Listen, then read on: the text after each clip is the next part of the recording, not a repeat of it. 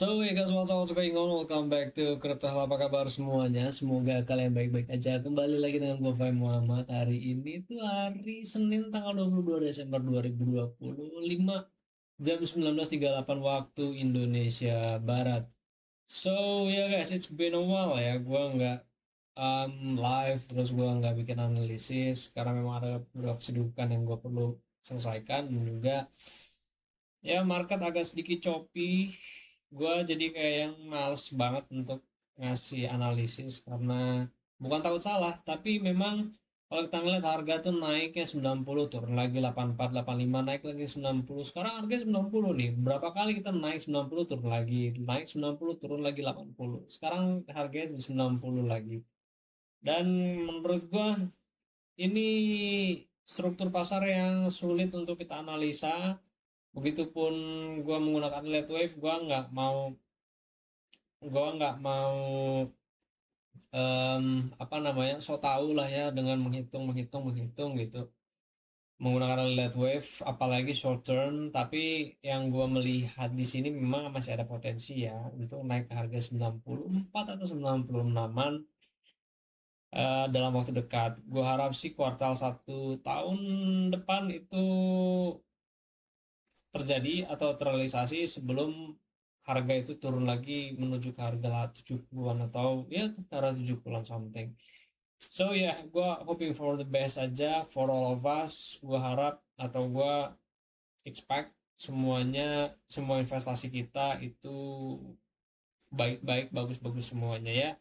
So, hari ini gue nggak ngebahas chart ya guys. Hari ini gue mau ngajak lo semua untuk ngebedah satu laporan yang menurut gue ini penting banget buat kita pahamin kalau lu, gue masih pakai kacamata untuk ngelihat siklus lama dalam melihat cryptocurrency, khususnya Bitcoin ini.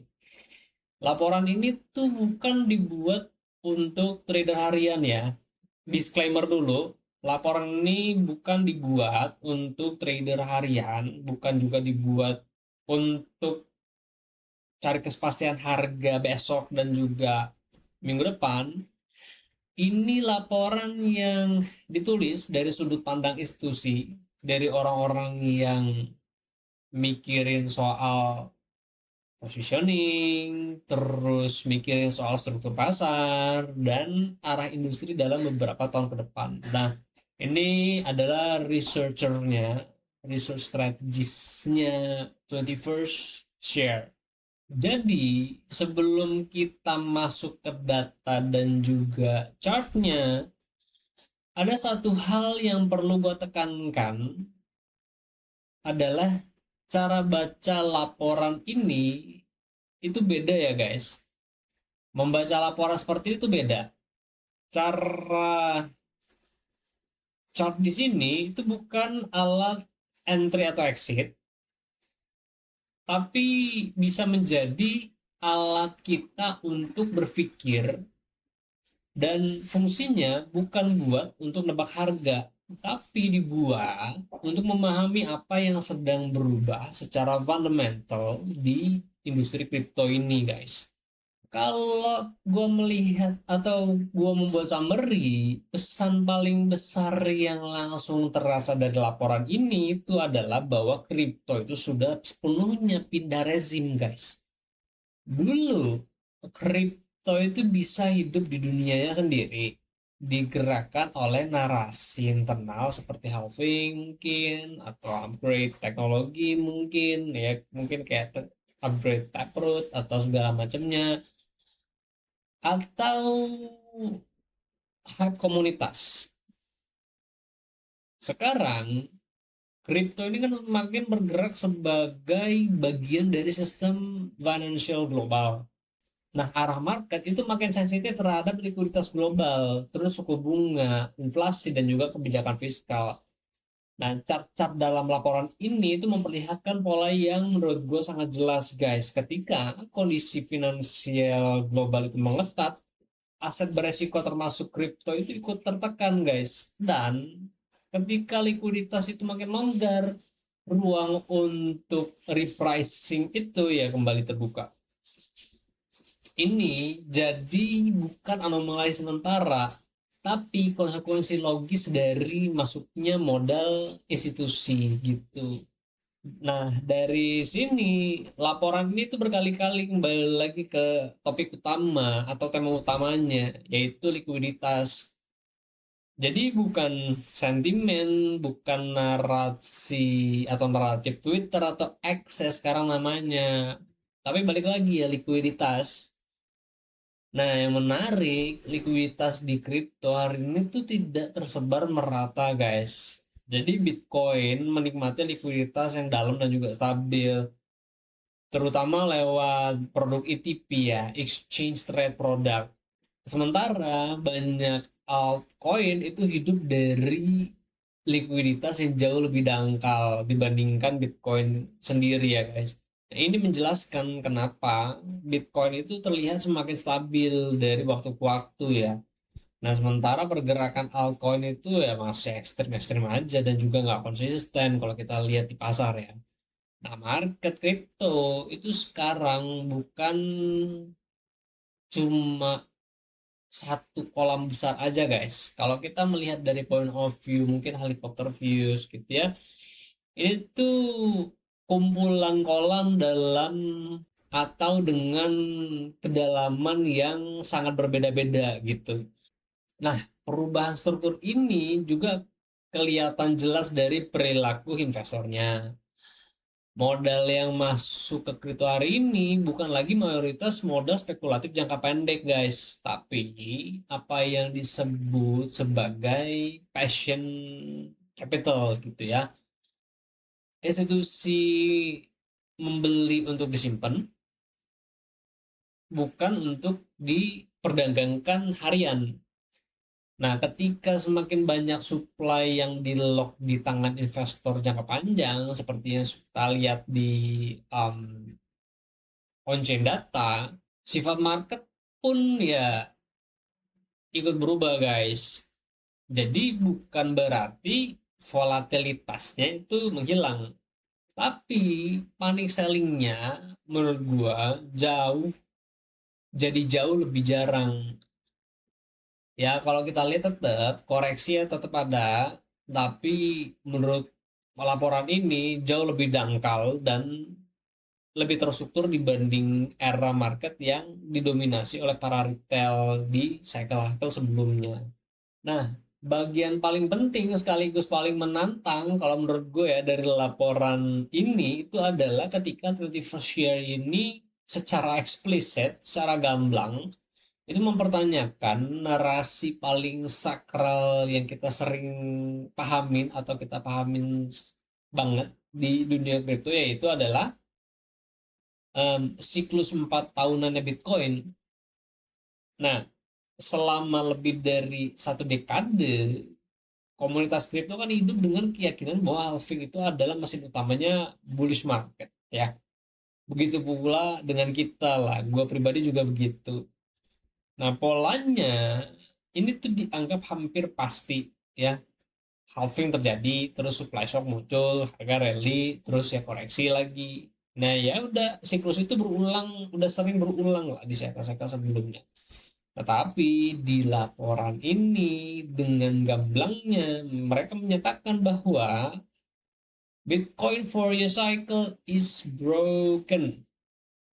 Jadi kalau secara visual apa ya, metronom itu ya kayak udah off beat gitu. Kalau kita melihat dari sini, alasan pertamanya itu sebenarnya sistematis, guys.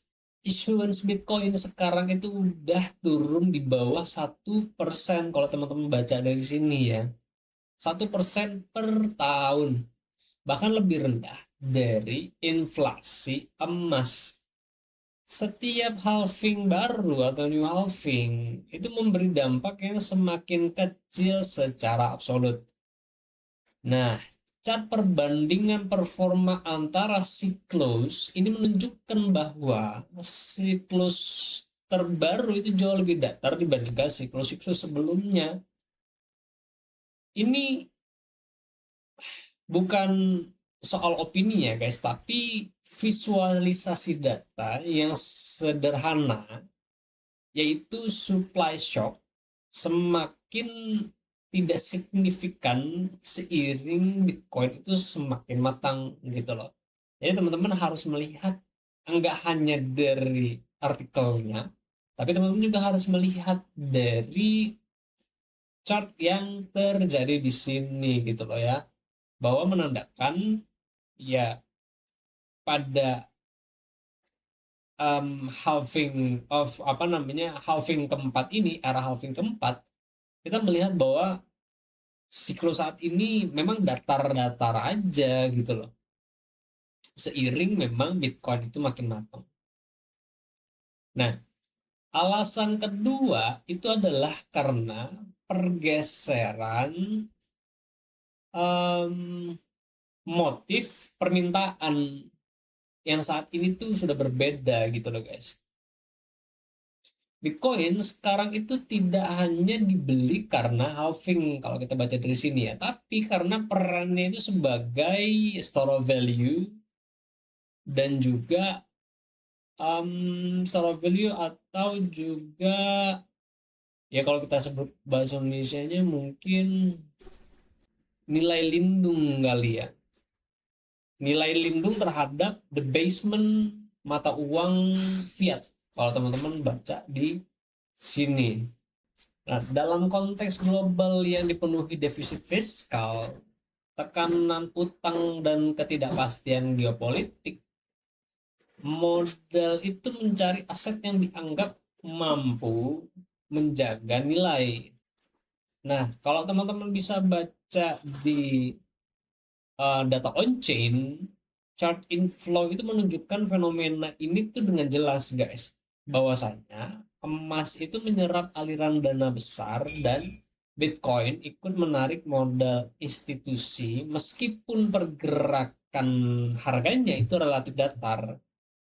Permintaannya itu tetap ada ya guys, tapi memang diekspresikan dengan cara yang kalau gue visualisasikan mungkin lebih sabar gitu ya. Dan juga alasan ketiga dan mungkin bisa dibilang paling struktural itu adalah perubahan pasar akibat masuknya ETF kalau teman-teman bisa baca di sini ya, dan treasury institution. Nah, Bitcoin yang diserap oleh entitas-entitas ini jumlahnya jauh lebih besar daripada suplai baru yang ditambang setiap tahun. Ini tuh menciptakan kondisi di mana volatilitas itu menurun, drawdown itu menjadi lebih dangkal atau lebih pendek lah ya, dan pemulihan itu jauh lebih cepat karena tidak ada tekanan jual yang panik atau panik selling lah bahasa gampangnya, seperti pada cycle-cycle sebelumnya. Sebenarnya halving itu belum mati guys, si narasi halving itu ya, tapi perannya aja sebenarnya jauh agak sedikit berbeda dari yang saat kemarin-kemarin atau saya sebelumnya itu menjadi engine utama. Saat ini tuh ya apa ya, kayak saat ini kayak menjadi atau menandai bahwa narasi-narasi itu adalah kedewasaan pasar gitu lah. Dari pemahaman ini, laporan ini tuh kemudian bergerak ke proyeksi 2026 guys.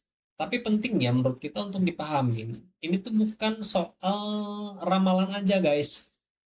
Ini adalah konsekuensi logis ya dari tren yang sebenarnya udah berjalan hari ini, ketika 21st year bicara soal crypto ETP yang berpotensi melampaui, kalau di sini kita lihat 400 apa ya, 400 miliar US dollar under um, aset under management, AUM ya.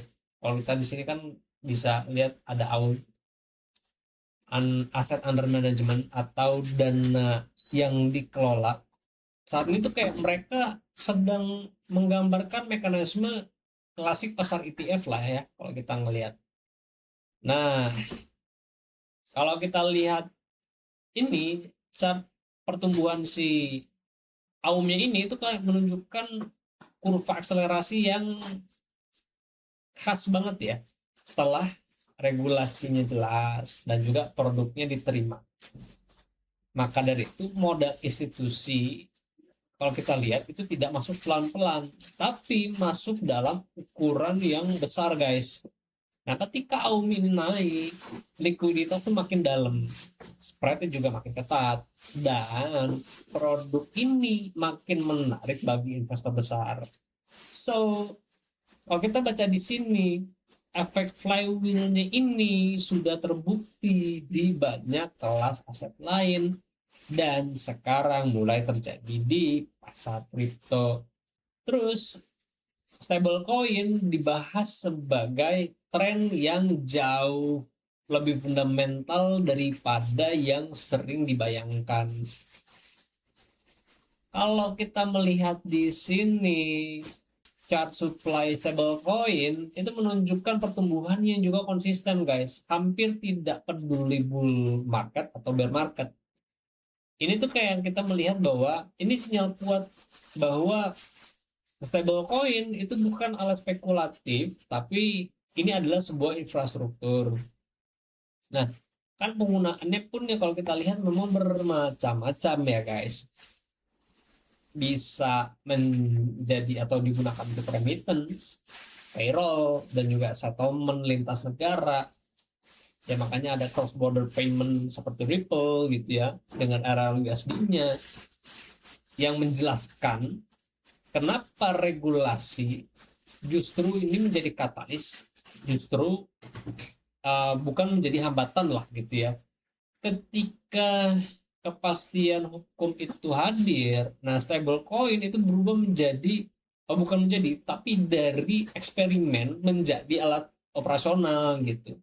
Nah, kalau kita lihat di sisi DeFi, laporan ini tuh ngajak kita untuk melihat chart TVL dengan perspektif yang lebih matang atau lebih dewasa lah. Bukan fokus ke cycle peak atau puncak cycle, tapi lebih kepada ke baseline yang terus naik dari waktu ke waktu kalau kita melihat di sini ya guys. Ini tuh kayak apa ya, ciri teknologi yang saat ini tuh sedang matang. Makanya kayak produk lending derivatif dan tokenized asset itu muncul, mau tokenized asset tuh kayak real world asset ya guys ya, itu muncul sebagai tulang punggung karena disitulah utility paling nyata berada ya pada si produk DeFi ini. Bahkan kalau kita lihat saat ini corporate treasury itu mulai ngelirik DeFi sebagai cara untuk meningkatkan efisiensi modal. Jadi ya bukan sekedar mencari yield aja kalau kita baca di sini ya guys. Nah, tapi ya kalau kita ngeliat realistisnya, nggak semua pertumbuhan itu bersifat merata ya guys. Di bab ini, digital asset treasury dan Ethereum layer 2 tuh yang mana ya? Ini Ethereum layer 2 21st year itu sebenarnya secara terang-terangan membicarakan soal di sini membicarakan soal konsolidasi guys. Kayak kita bisa melihat di sini ya chart aktivitas menunjukkan bahwa sebagian besar volume dan transaksi itu terkonsentrasi di segelintiran pemain besar. Sementara pemain kecil ya kehilangan relevansinya gitu ya. Kalau kita pelajarin sebenarnya itu kan bukan kegagalan industri guys ya, tapi kayak yang seleksi alam aja. Kan karena pasar yang saat ini itu udah mulai matang, itu kan dia selalu menyisakan apa ya, kayak pemenang yang lebih sedikit lah ya. Tapi pemenang itu ya jauh lebih kuat gitu kan.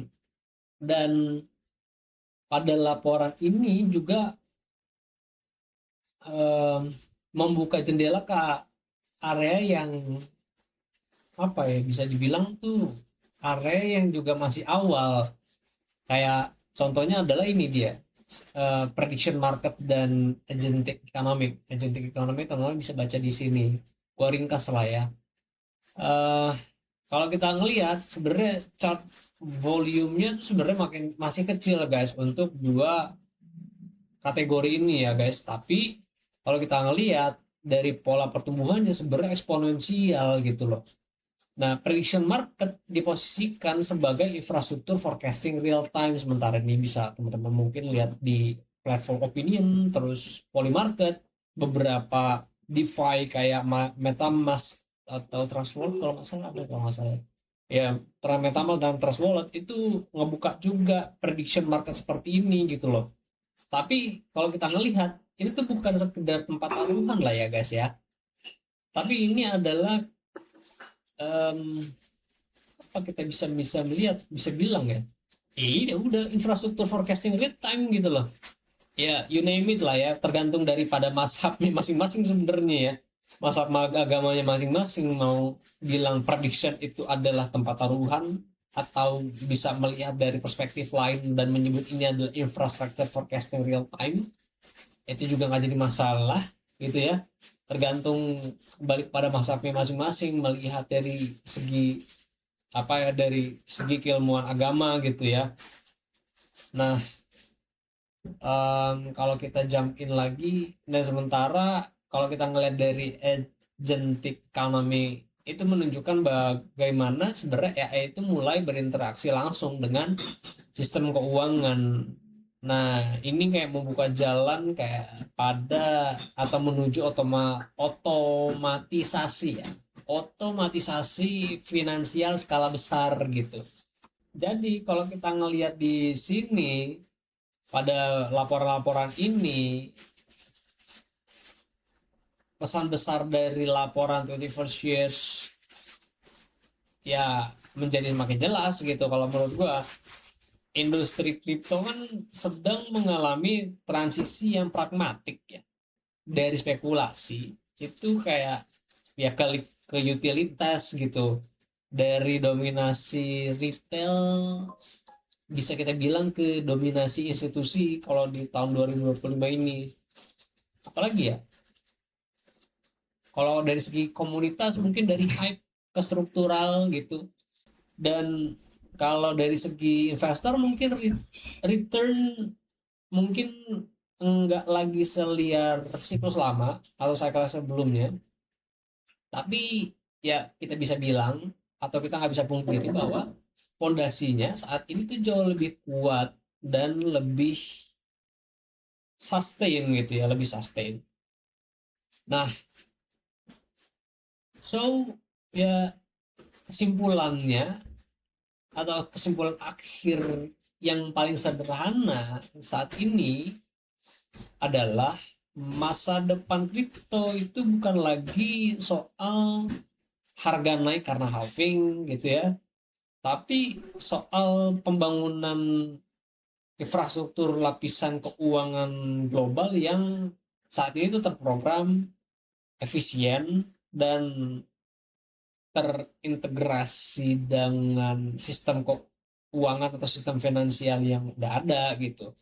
Dan gue bisa bilang bahwa market ini tuh tumbuh dewasa banget guys.